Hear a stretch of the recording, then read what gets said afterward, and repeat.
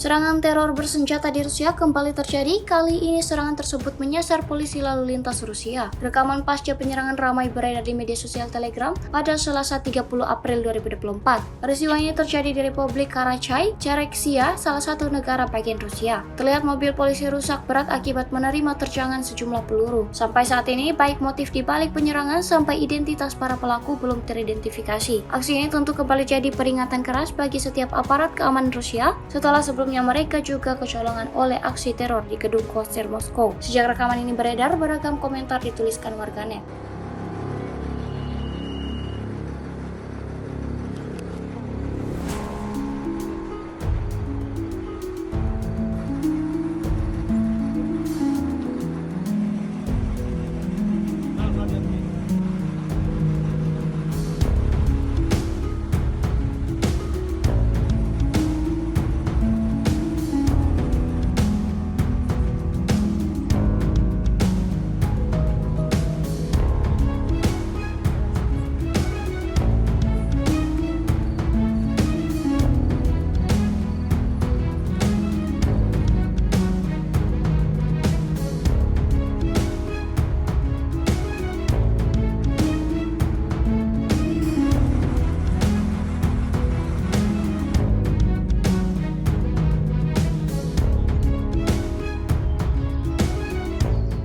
Download Tribun X sekarang, menghadirkan lokal menjadi Indonesia.